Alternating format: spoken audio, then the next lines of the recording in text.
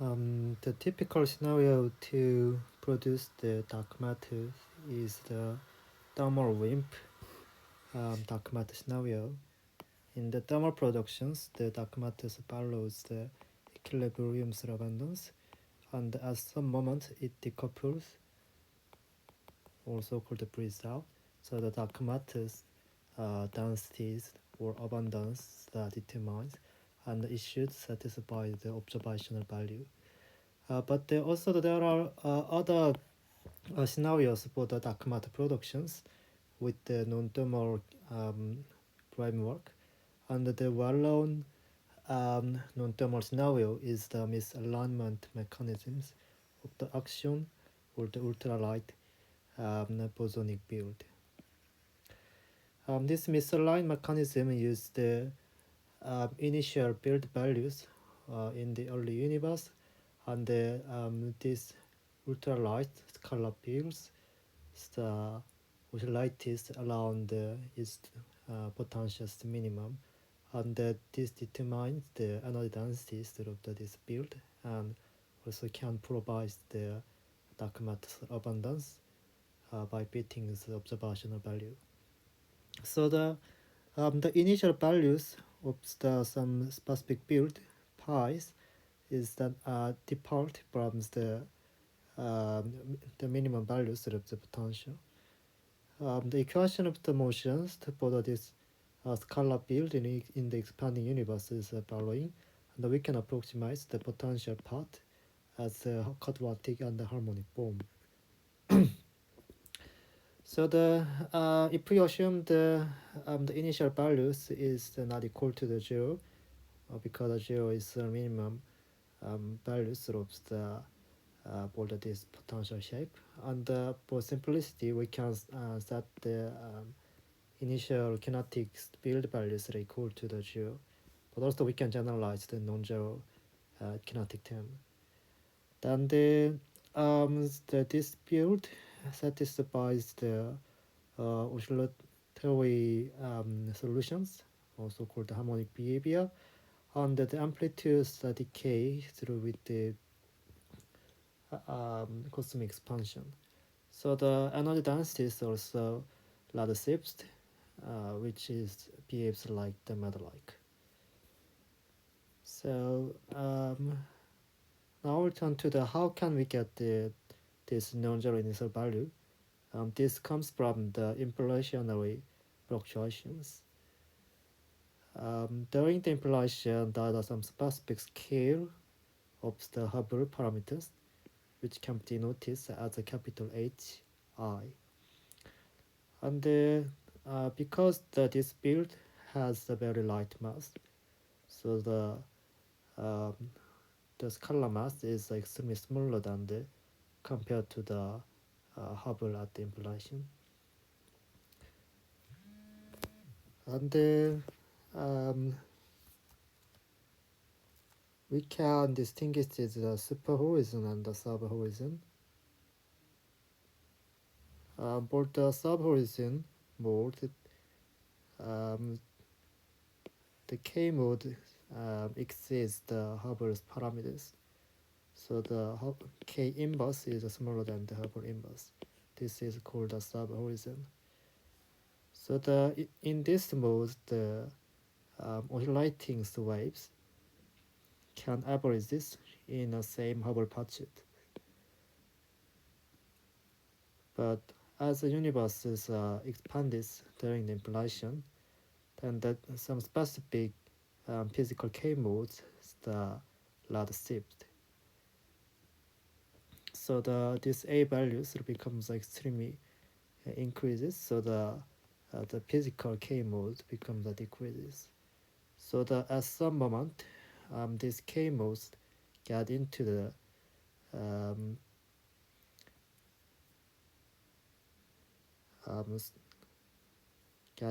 this condition, which satisfies the superhorizon limit.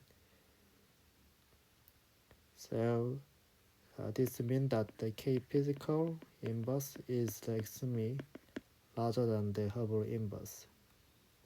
So out of the Hubble patches.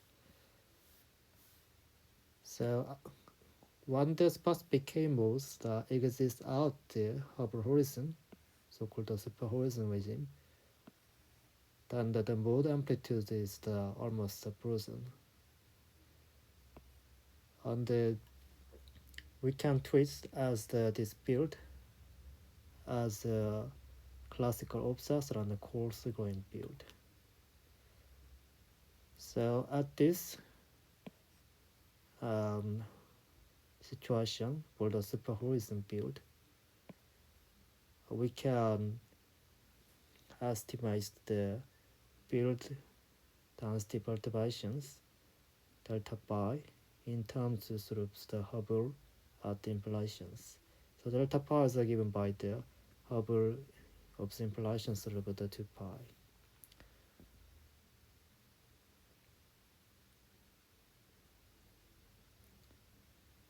Why this is possible? Because this physical K modes is larger than the Hubble patches, so that we can twist as this build value as almost a homogeneous background one. And if the implications occurs with the n equaled, and if we assume that the effectively massless scalar particle, then this build fluctuation delta pi makes the variations of the build value, so-called lambda work. So these variations are roughly any bolts times the scales of the delta pi. So we can obtain the RMS, the standard deviations of the build, in terms of the Hubble scale at the implications and the any-bold implication number. But in the realistic situations, the build has a very extremely small but non-zero mass. So the random walk generalizes the following deviations with the dependence of this effective mass. So the point is in the super horizon and during the implantation, by the density fluctuation, I mean the build fluctuation, this is determined by the Hubble scales of the implantation. This makes some standard deviation of the variation, which is the functions of the Hubble parameters at the and the light scalar mass. So we can obtain the distribution functions for the build value. Even though the mean values of the distribution are zero, but the standard deviations are determined by the Hubble's values and the effective mass, which comes from the quadratic coefficients of the potential. So by this initial build, by this build fluctuation from the Hubble's parameters can provide the non-zero initial build value, because this is the probability distribution. So at some specific potential, now the build value is random. And the important one is that this is determined by the scale of the Hubble and the masses of the light scalar. So we can apply this scenario to the Axion. Axion is the well-known dark matter candidate which can address the strong CP problem. The Axion-like build can be written as the scalar build A, written as the Axion decay constant Fa with the mass dimension and angular build status. So now the fluctuations of this angular build is given by the Hubble inverse of the 2 pi times the Axion decay constant Fa. Similarly, the one of the Fa scales for the variance of this angular build. So by the similar mechanism, we can obtain the non-zero angular build values or all non-zero initial build values of the Axion. And the coherent oscillation starts when the Hubble light drops down the Axion mass scale. This is starting temperatures of the oscillation. And we can write the energy density of this action field by the following form. The energy density law. We can write this as the kinetic term, only focusing on the potentials. This is given by the 1/2 ma square is the A initial scale, or the in terms of the FA, or the initial values of the angular field. And after starting the writing, this density is the decreases following the a to the minus v behavior.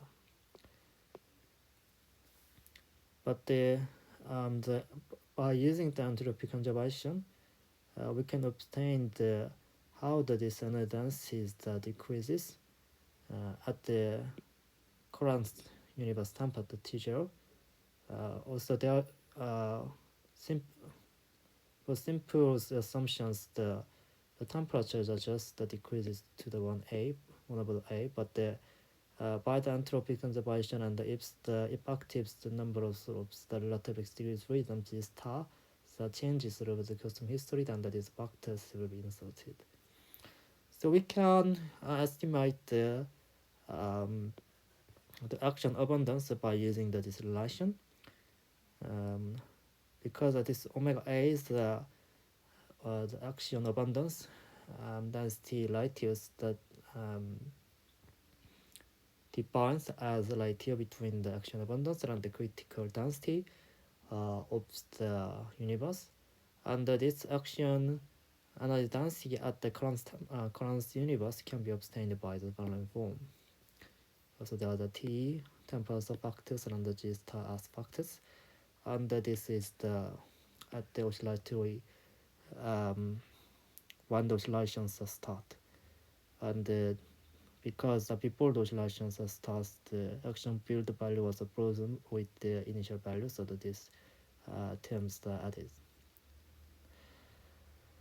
For simple cases with the action-like particle, because it has the constant mass, so the ARP mass is temperature independent.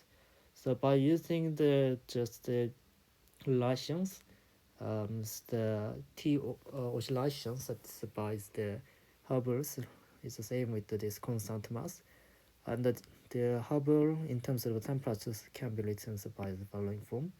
So for the constant mass ARP, the abundance can be written by the following form. Because here's the MA scale, so here's the MA, but this T oscillations also gives the additional MA factor, so the power difference. And here's FA, the action decay constant, and the initial value.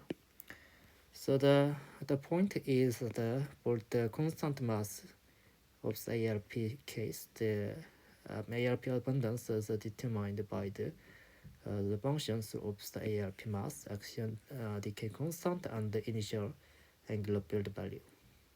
And we can give the similar scale for the Takamatsu abundance. But for the QCD action case, the action mass get the temperature correction, the thermal correction. But before that, let's talk about how the zero temperature mass is set by the QCD to explain the strong CP problem. For the strong CP problem, the QCD action mass is determined by the action decay constant. For the action decay constant is 10 to the 12 CV scale. The QCD action mass scale is the microelectron volt. But there's also the temperature dependent part for the action mass if the energy scale is rather than the QCD cutoff. Then by adding these thermal corrections, then we can obtain the QCD action abundance in terms of the action decay constant. Now the action mass dependence is the changes with the action decay constant FA, and the initial field values of the action, and some complicated anharmonic correction, which comes from the This unharmonic corrections comes from the action potential is not purely quadratic. For the small initial field values, the axion potential is roughly quadratic, but if the field value is large, this is given by the instanton periodic cosine potential. So these anharmonic terms gives us such corrections.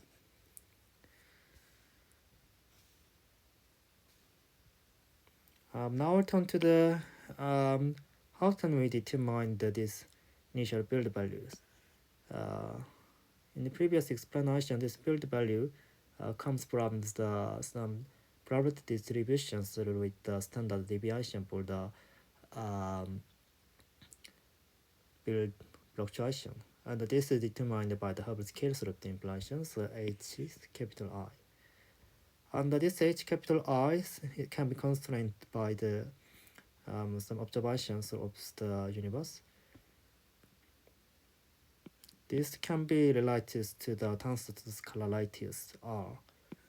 The Litius of the primordial tensors and the scalar spectrum PT and PR. And we know that this PR is represented to the -9 because the PR comes from the two-point correlation function. So the temperature anisotropy of the CMBs helps the represent to the -4 to the 5. So that this gives the order of the scalar path spectrum is represented to the -9. And the relation between the Hubble parameters at the implications and the tensor to the scalar Litius R is the Laplace given like that.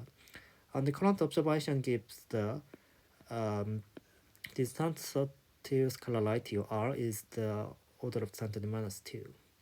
Now this can be determined by the CMB B mode spectrums because that such a B mode already I said in the gravitational wave video. This B modes make the curl-like behavior sort of the CMB, and this only comes from the tensors perturbation.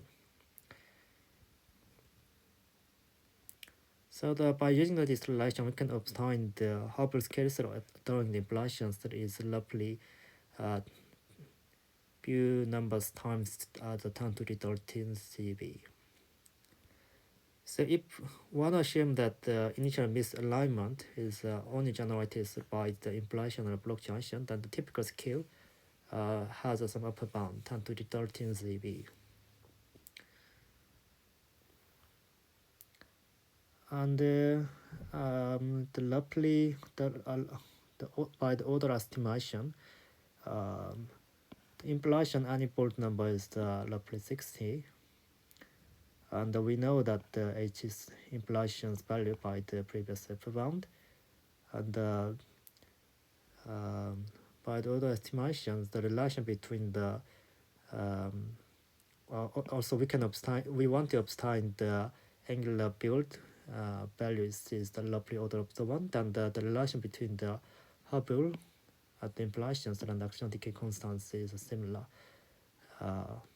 And we know that the typical axion decay constant is 10 to the 12 CV, and from the observational bounds, the Hubble parameters during the implications are 10 to the 13 GB, so it's quite reasonable scale to produce the QCD axion without the inconsistencies with the observation. And also the such Hubble scale implications can make the isoquadrature perturbations by the fluctuations of the other scalar fields sigma, and also this can be bounded by the CMB because such isoquadrature perturbations interrupts the observational results of the universe. And as a remark, such a Hubble parameters during the implications is distinguishes with the lating temperatures. The lating temperatures that are determined by the comparison between the Hubble parameters and the in-Platon decay light. So the Hubble at the implications already we discussed, and the in-Platon decay the related with the latings. And Also, there is the maximum temperatures during the um, leating interval, not the instant leating. Then after the leating is the energy densities inside the implantons that transport to the radiation component, and the radiation intensity can be written by the following form just to satisfy the equilibrium thermodynamics. Then by using that, we can obtain the maximum temperature during the leating. By setting the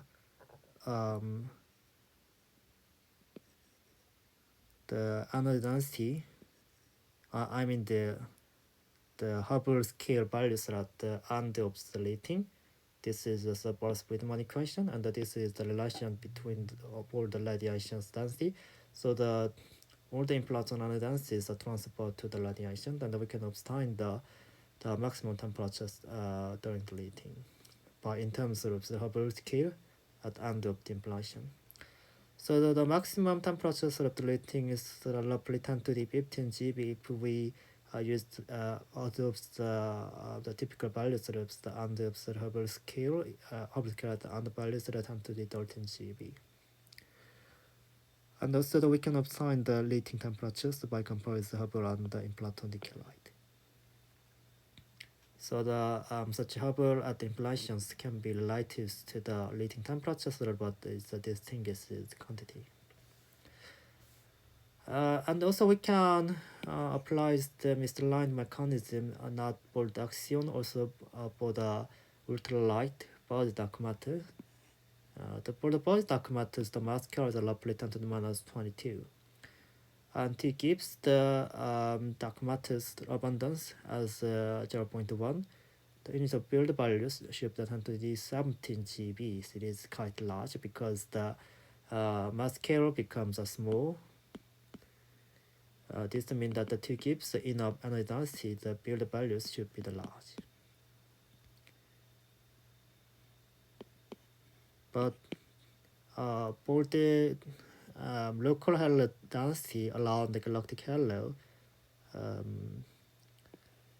the local density is quite large compared to the mean values of the dark matter abundance. So there are the overdensity factors roughly 10 to the 5, and this gives the local dark matter energy density to the 0.3 GeV per cubic centimeter. Also, we can generalize to this misalignment mechanism with the border extension. So far, we assume that the pi dot, the kinetic values of the initial state is just 0, but we can also consider the kinetic misalignment. Then now the pi dot of the initial build value is non-zero, and if the energy density is dominated by the kinetic energy, then this makes the oscillation start of this build values becomes different.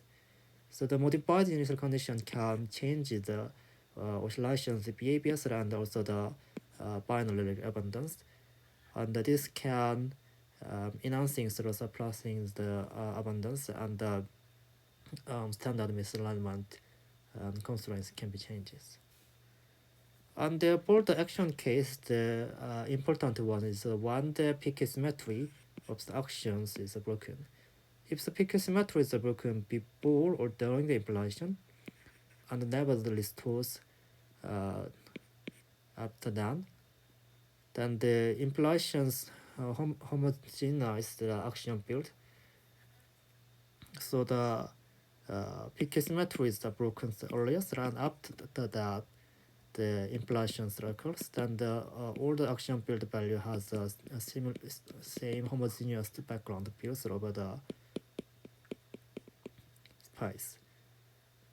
So there's a no topological tip box because already the topological tip box comes from the peak symmetry breakings, the implantations are away. But in the scenarios, the implantations local pulse and the peak symmetries are broken after the implantation.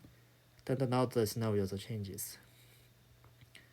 Then this makes the topological debug, like as the action domain wall or action string. Because the pk symmetry is a UN pk, so that this makes the cosmic string, and due to the Q3 non-part by type 3 block, this makes the discrete symmetry, which arise the domain wall. So this makes the action abundance the changes, and it can be announced by the order 1 block. So in this video, we discussed the misalignment mechanism as a non-thermal scenario to produce the dark matter. The light colors, like as actions, the overdampers when the Hubble parameter is large, but it starts the oscillation where the Hubble lights that drop down the effective mass. And the such initial build values gives the action or this light color particle abundance, and this can be this non-zero initial build value can comes from the Hubble during the implantation. This makes the build fluctuation with the random distribution. And for the QCD action case, we can estimate the action Lillig abundance in terms of the action decay constants FA and the initial build value. Now the QCD action mass relation and the temperature dependent mass correction and anomic form of the potential make such a complicated form. But for the simple cases, with the constant mass times ARP, this is given by the simple powers without the correction. Just the initial build value, ARP mass, and the decay constant. And this condition can be extended by considering the body dark matter's ultralight mass scale, or the kinetics misalignment, or the pk symmetry breaking occurs after the implantation, and then the topological debugs can enhance the abundance. So today we talk about the misaligned mechanism as a non-thermal dark matter productions, especially the action abundance.